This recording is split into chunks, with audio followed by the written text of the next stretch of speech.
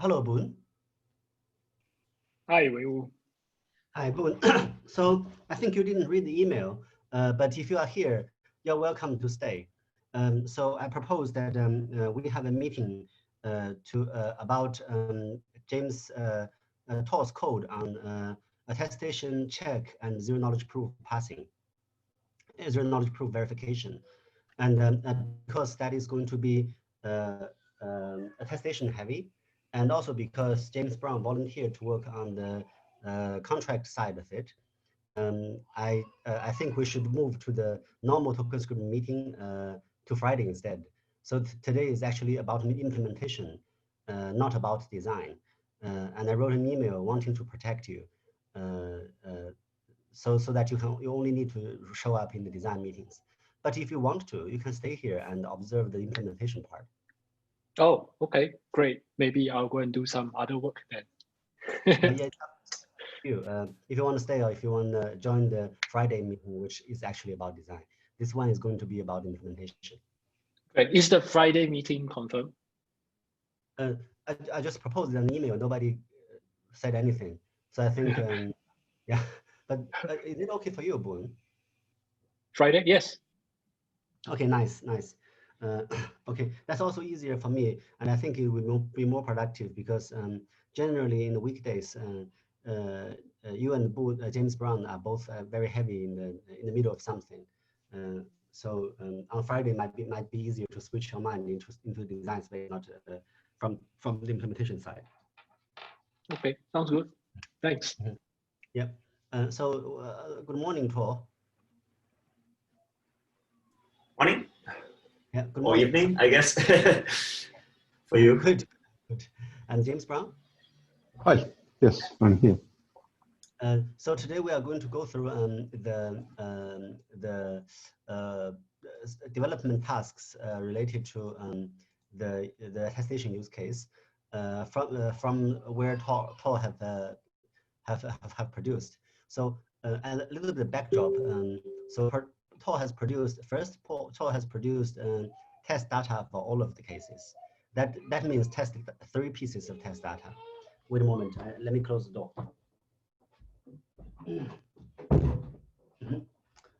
So the first piece is the identifier attestation for Bob.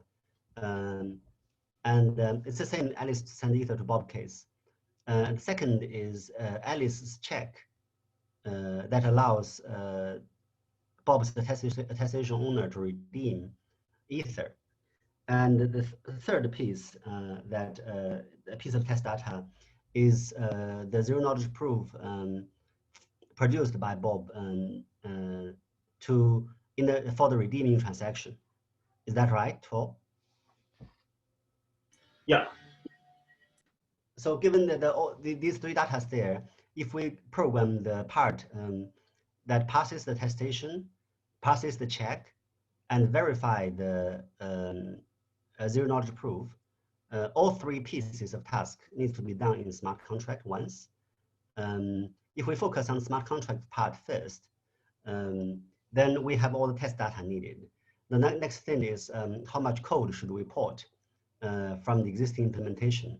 So this I believe again that Tor has the corresponding Java code for all of the cases. That is parsing the attestation, parsing the check, as well as verifying the zero knowledge proof, right? Yeah, that's correct.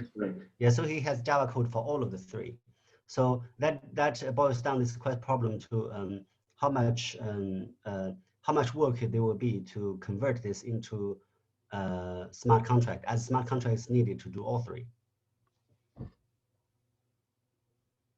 So that's today's topic basically. So maybe Tor can walk us through what's happening in Java code regarding to these 3 pieces of data, and James Brown and me will observe and see, find a way to find a tech plan to make this work in smart contract. Yeah. So first of all, oh, sorry, I have a bit of an echo. I think it's okay. Now it's gone. That's great.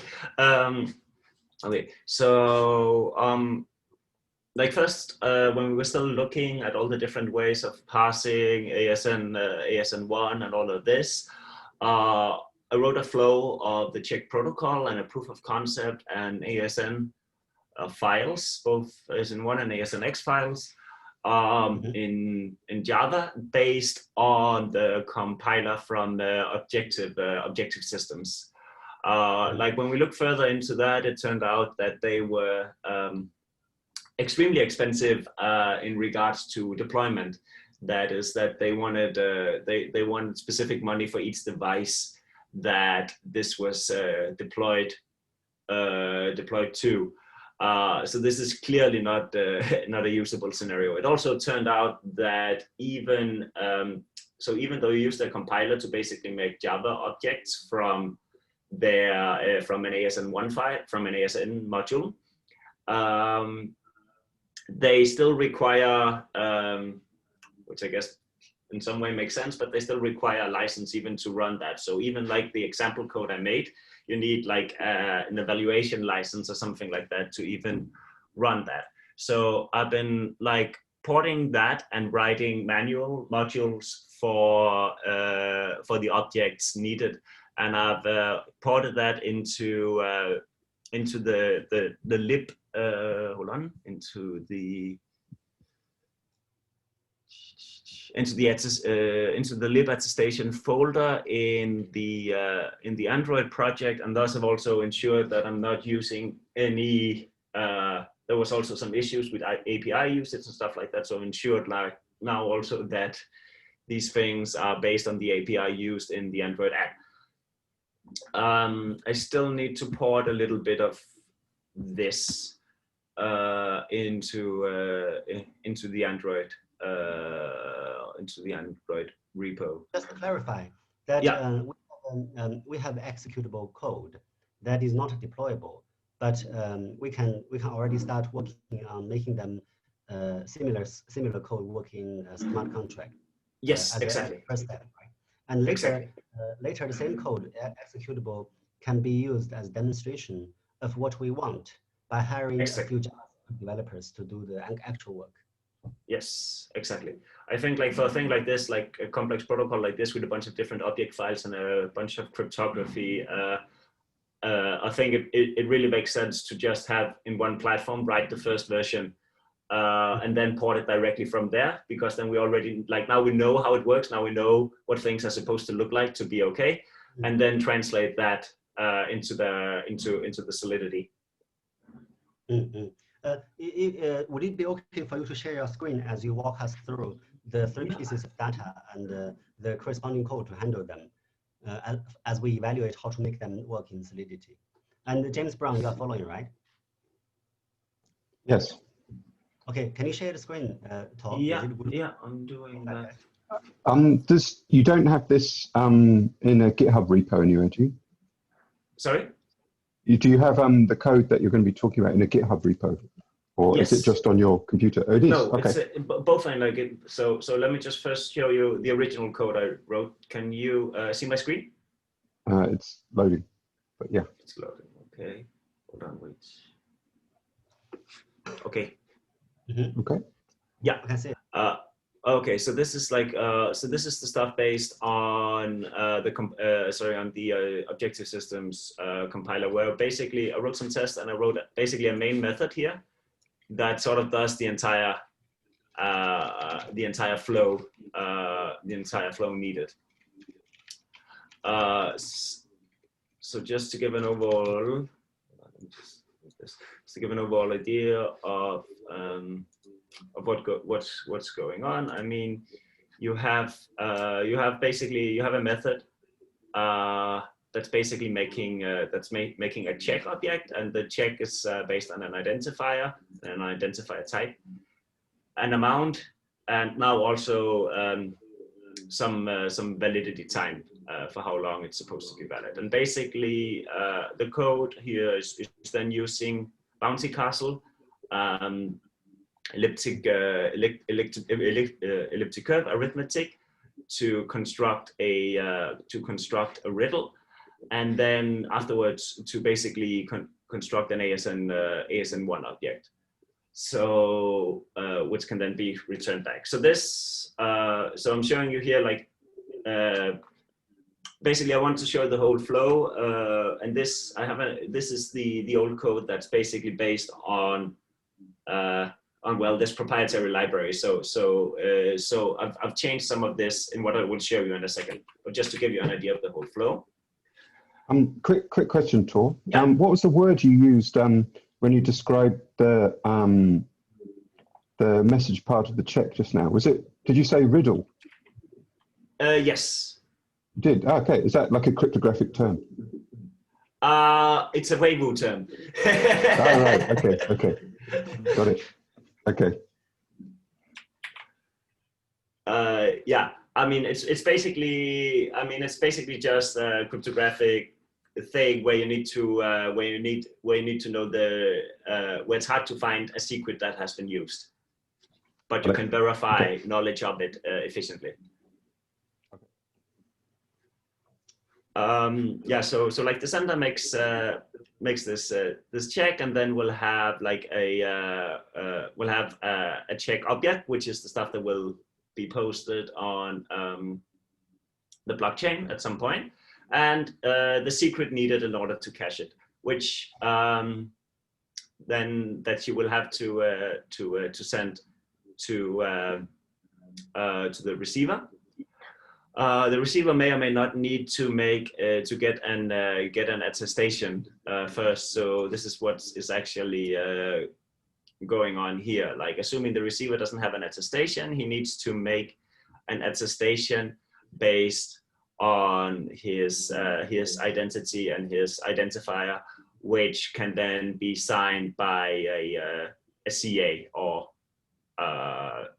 identity provider, whatever we want to call it. And as we've talked about, this is basically just a signed attestation, which is somewhat compliant with X509 v3. And I've actually, like, in my code and in my test code, like, ensured compatibility by both by the object type, by basically encoding it also as an X509 and verifying this using X509 libraries to make sure that things actually work like they're supposed to and that they're compliant with the standards. But I think in like the actual case where we want to use this, it will most likely not be compliant. It will not be compliant because of two things. First of all, we would ideally want to use a different version number since what we're doing is actually not an X509 certificate. So verification libraries will already fail there. And secondly, I assume that we actually want to sign this based on ketcheck as the hash function rather than SHA-256, which is also generally not supported for an X509. So those are the main reasons that they cannot directly, if we do something that we actually want to do that's compliant with the blockchain, it cannot directly be verified by a standard X509 verifier. So there should be no problem to verify SHA-256 in a smart contract. We did it before. Okay, I mean, there's also no issue using a ketcheck. I mean, I don't, because I mean, using like having it as an X509, I mean, is I don't know. I find it. I'm not sure it's necessary, given that any kind of interpretation of an X509 will not contain the specific knowledge needed to interpret like the values of the common name and things like that, which is we probably will end up differently. But for this project goal is to have a smart contract that demonstrates the protocol part can be implemented in the smart contract side. Exactly. So we should go with it until the smart contract is actually produced, and then we think about changing it. Yeah. Oh, sorry. By the way, I grabbed coffee. This is getting me a headache looking at the code, so I need to focus. Come back in 3 minutes. You can talk with James Brown if you like. James, okay. Question. I've been using that word for 4 years, and I had no idea that's how you pronounced it. Kikak. I thought it was Oh, keycat 256 to check. I am not sure my pronunciation is correct either. Okay. Sorry, that's just how I like when I see that word. That's how I thought it would be pronounced, but I don't remember actually. I don't know. You hear everyone pronouncing it differently. I'm not sure what the. Yes. I'm sure, like in the original paper, there's like an explanation of how it's supposed to be pronounced. Maybe we can ask on Twitter. Yeah. Okay. Yeah. All right. But my pronunciation is probably wrong. Okay. Since it's not based on any authoritative source.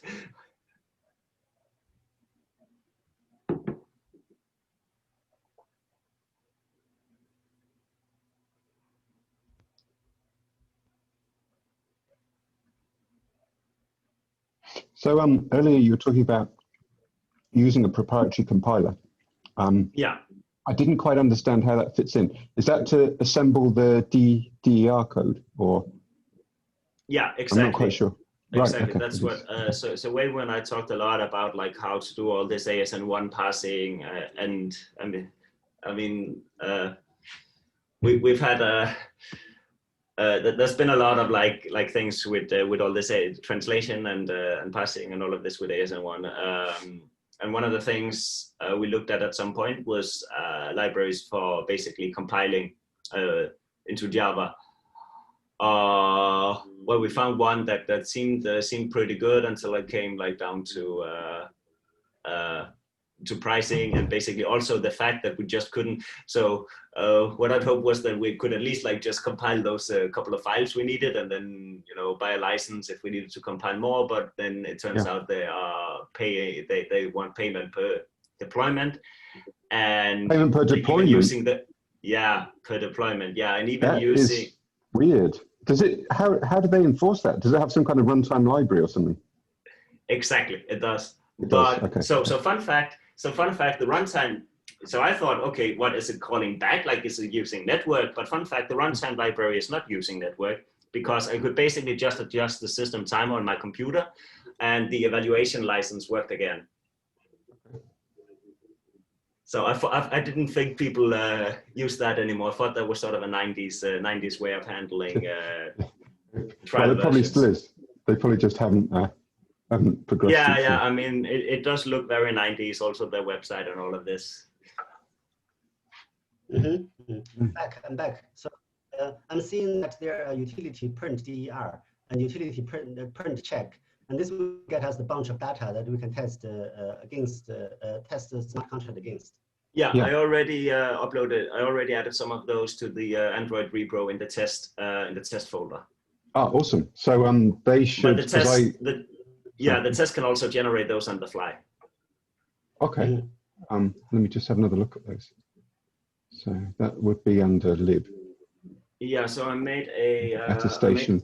Test attestation.java. Is that one, isn't it? Yeah, so I made a new branch after some additions, after talking with Weibo. So it's called, so the branch is called Attestation Additions. Okay.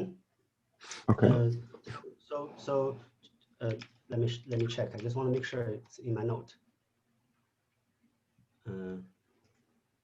Yeah, Attestation Additions. Yeah. So I know this branch. So this piece of code you are showing me that goes through everything existing in the test branch in the test additional, right? So actually, this is because I didn't manage to get all of this ported yet. That it's into working to Android and without using the proprietary compiler. This is what I'm showing you right now is. So I'm not sure this is the right way of explaining it, but what I'm showing now is the old code. It's the original proof of concept code I did that uses this that uses this ASN compiler. So this was just to show you the whole flow of the thing. And then in a second I will show you the actual code, because I also have like a couple of questions for James in regards to that. But anyway, yeah, you can then get an attestation, and then at some point you want to redeem your check. you basically, based on your attestation and your knowledge of the secrets, you decode the check, you construct a proof, and then you sign it all, and you make it into an ASN1 object, which you can then post to the blockchain, and then the blockchain will verify all of this, which is basically, as you can see, it's a bunch of different checks to ensure everything is in order to pay out. So this is called smart contract dummy.java is the code that should be running on smart contract. Yeah. Or at least this is the part of the smart contract that should be handling the redeeming functionality. Yeah. Okay, This so looks good. let me just share another. Give me a second. Before you switch, can you share the name of the font? I want to use that in my editor too. The font. I'm not sure. It's just the default font in IntelliJ. Oh, strange. Mine doesn't look as good. I use IntelliJ too. Never mind. Maybe it's because I'm on OS X. Maybe they use a different one.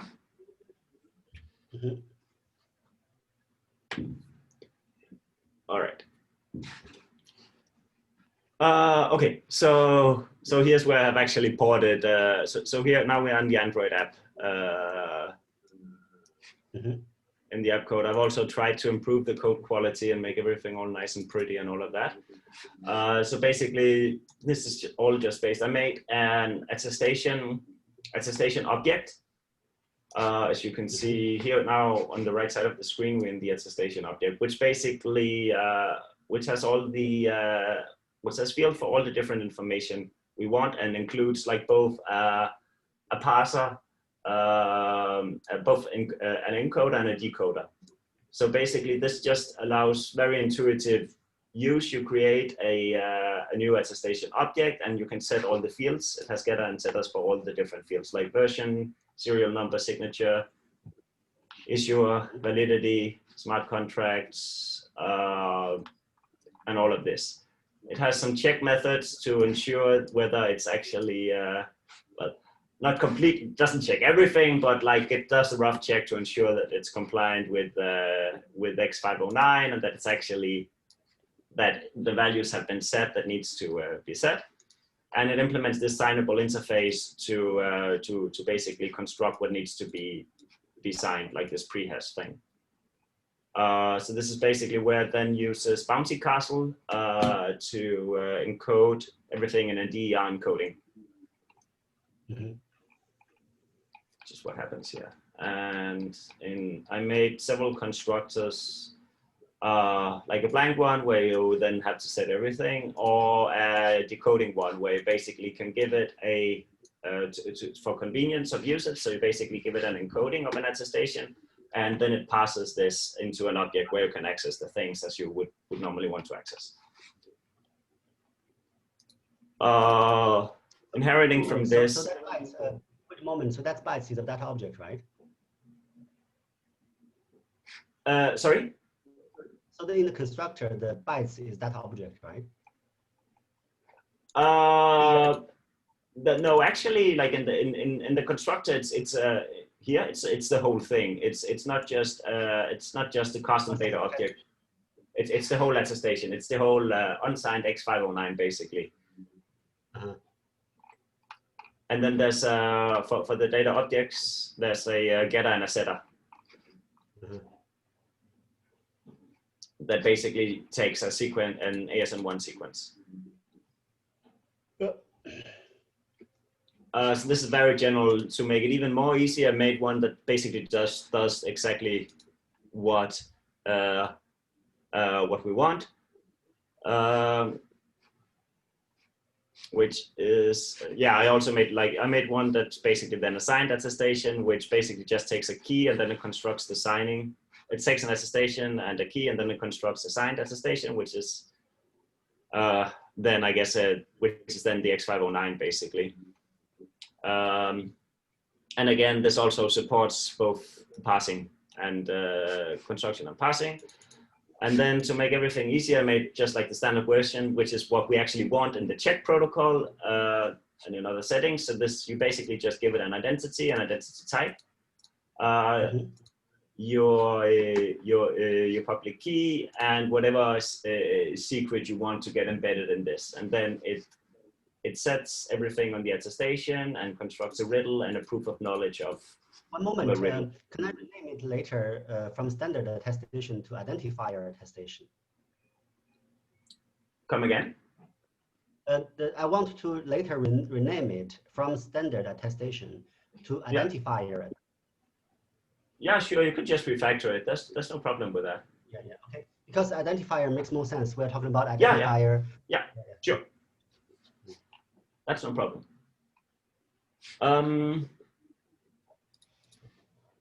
Yes, and oh, right. And then there's the check object. So in the similar way as an attestation, again, a check supports both parsing and deparsing into a DER encoding.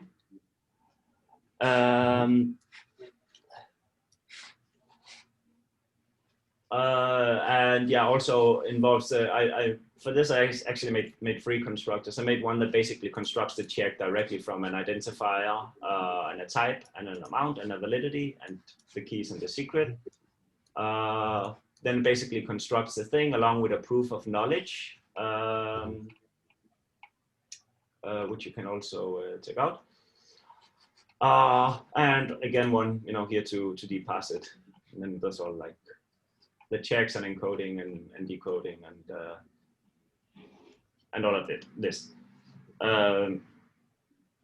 Yeah, so there's still like a couple of things I need to port, but yeah, this is basically the structure. So I tried to make it as easy to use as possible and as understandable as possible, especially since we need to port some of this. So I hope to do it in this way, that the existing test code is sufficient to produce the test attestations and test check for smart contracts to work with from command line or just Gradle. And the integration of that into Android goes a separate stream of work. So both can work and can start at the same time. Yeah, so I just made some ports of basically like DER dumps of the attestations in a standard PM format. This is generated from the test code. From the test code, okay.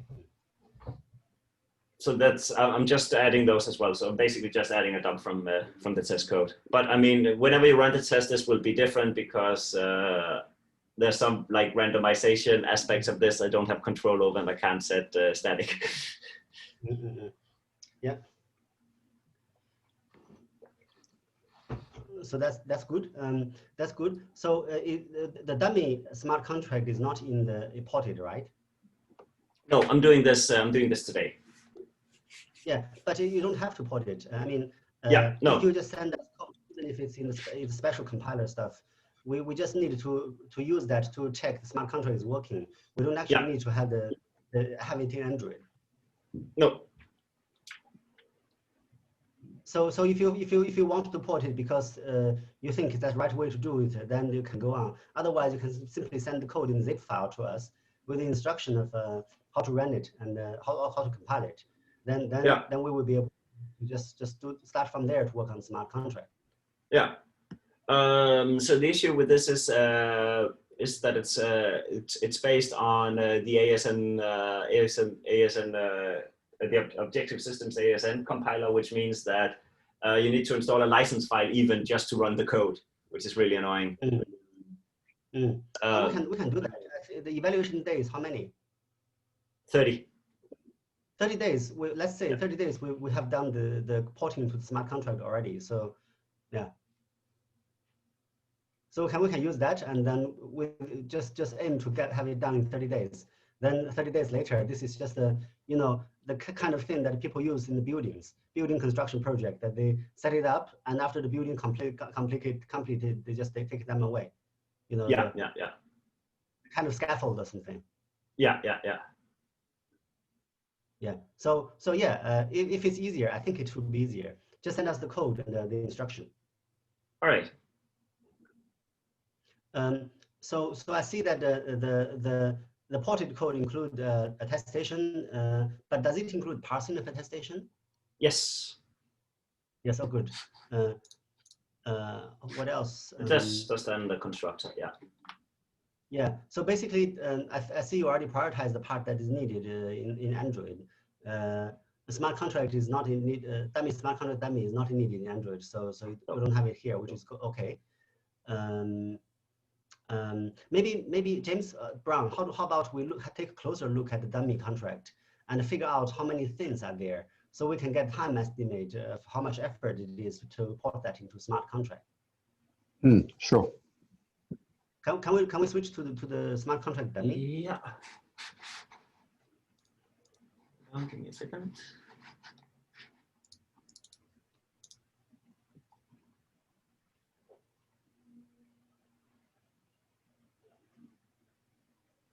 So I mean, basically, that's a lot of like checking checking validity. So the one thing I still need to port, but it's basically based on most of the same code as for the proof and the check and all of this is the encoded redeem request by the user. Yeah, and so but basically, yeah. First of all, like the signature on the attestation must be verified. The signature on the redeem request must also be verified.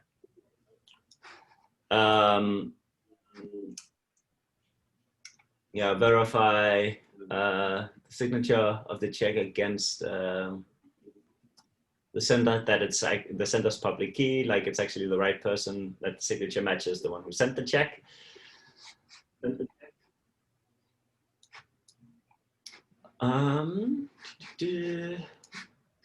Then verify the proof. So that's like quite a bit of math.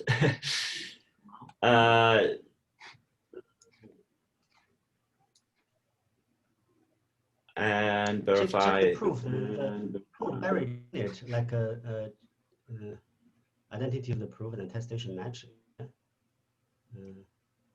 Yeah, well, yeah, that they're both consistent, like in regards to the same identifier.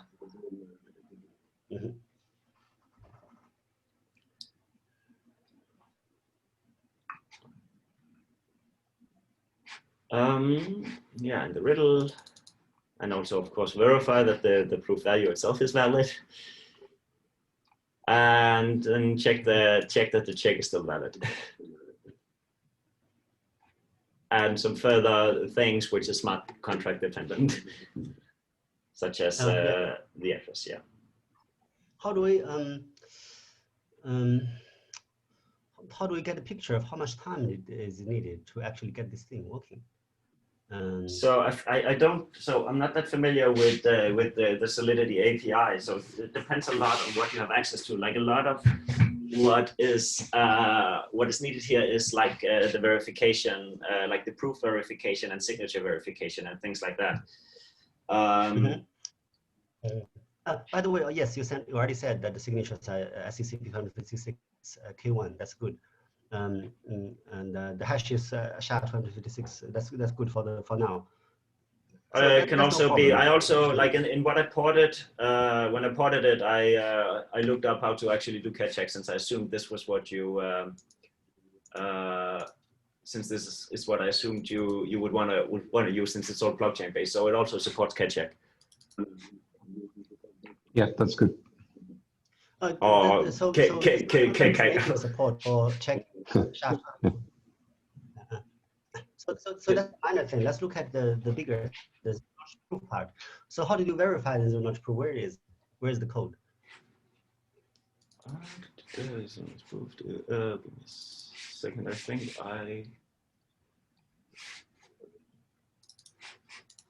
I made a class for like the crypto aspects.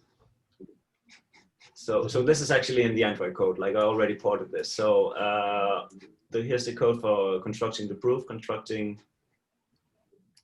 the proof. It's basically 3 methods. Like you need to make the riddle out from the identifier, which is basically a hashing algorithm, and then multiplying it with a curve multiplication with a secret.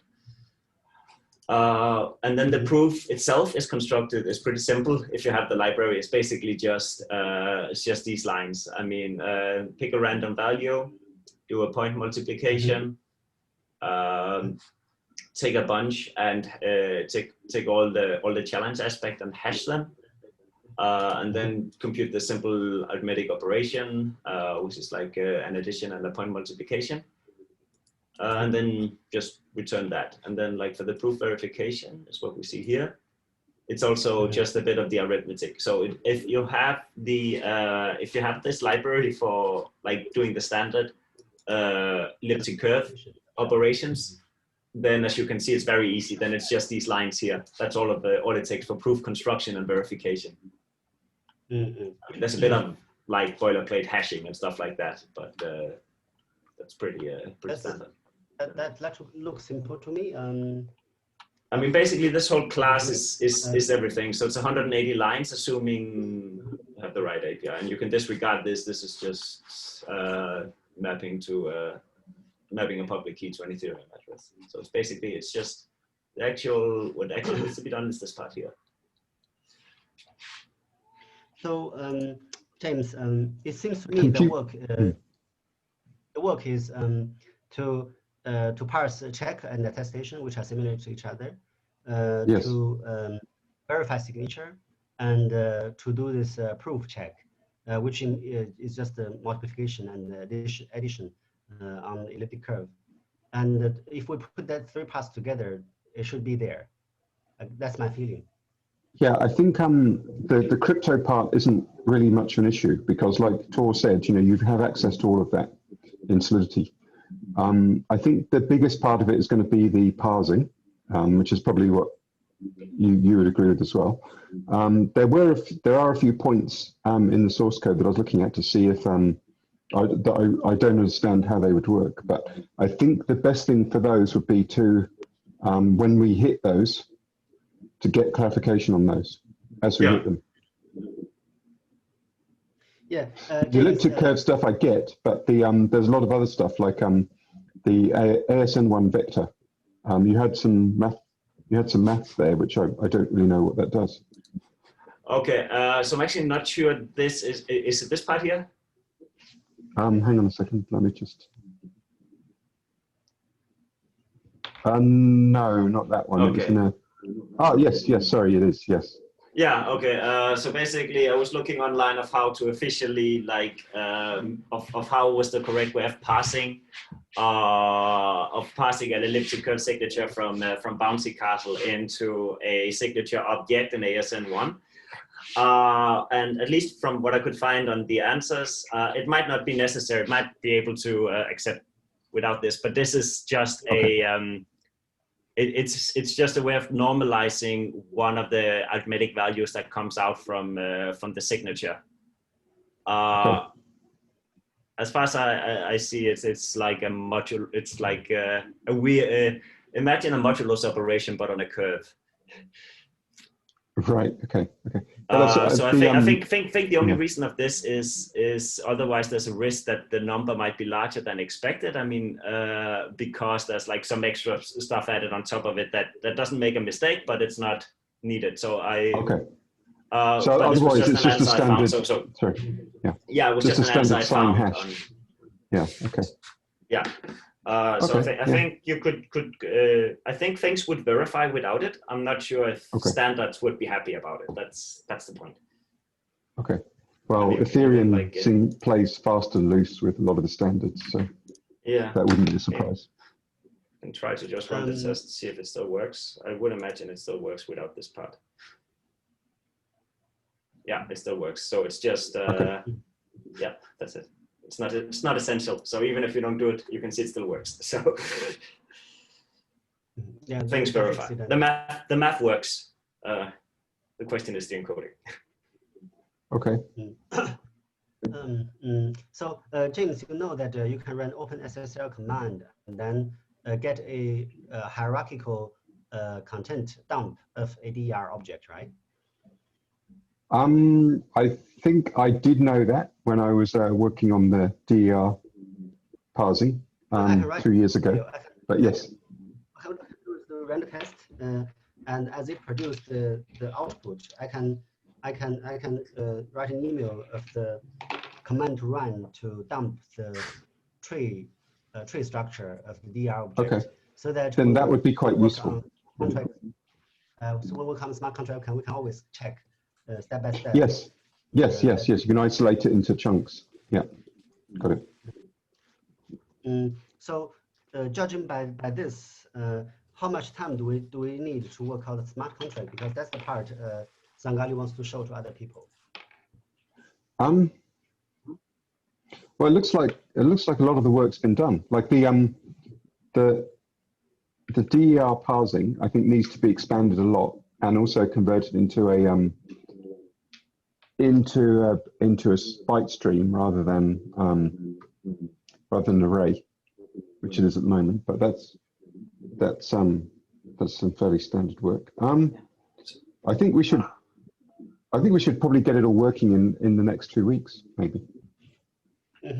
Yeah, that's reasonable too. I think I need to work with you together on this. I will go through the code and have a good understanding of myself, just in case we didn't anticipate something. And yes. Maybe when do you think you are free to do this? I think as you do this, we might need frequent meeting with Tor. For sure, yes. Well, I think like basically what I'll do, the same as you, get familiar with it over the weekend, and then we can start in earnest during the week.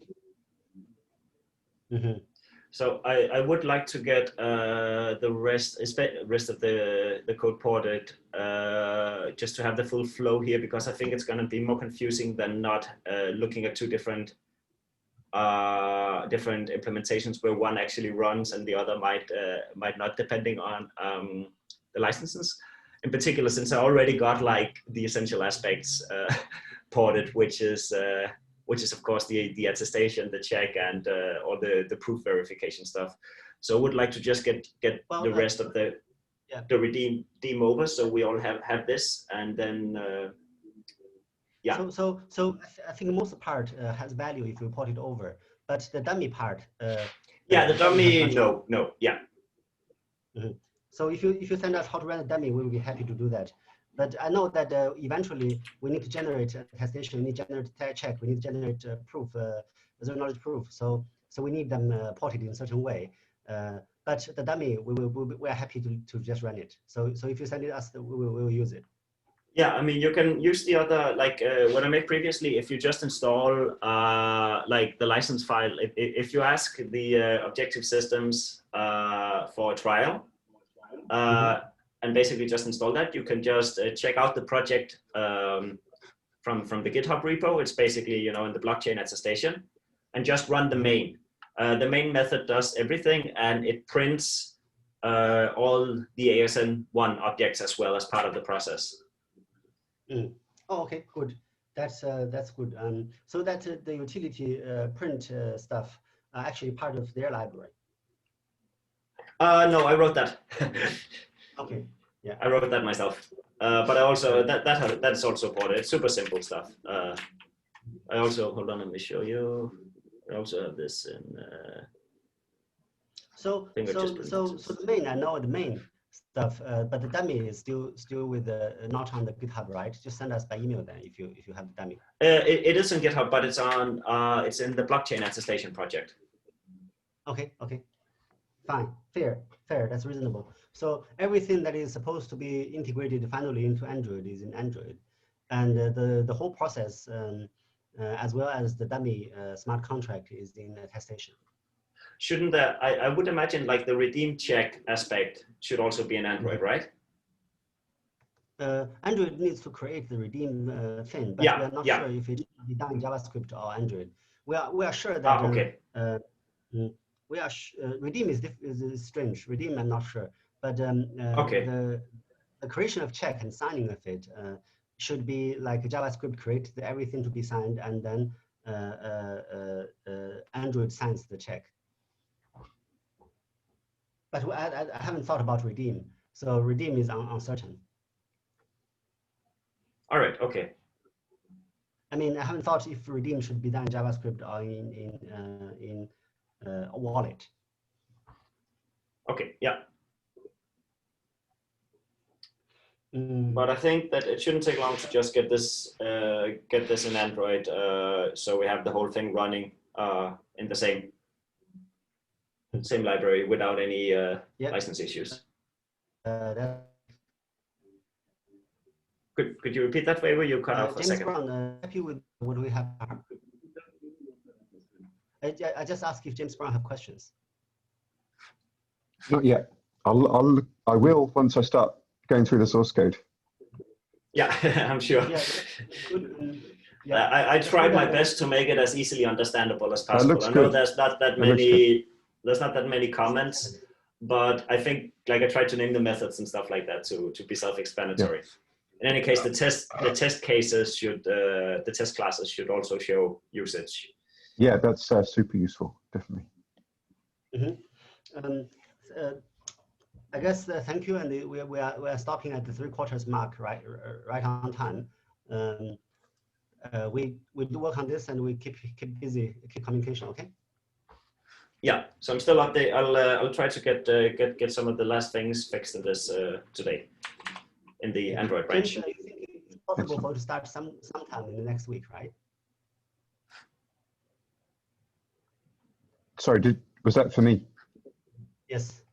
Yes, it is. Definitely, yes. Okay.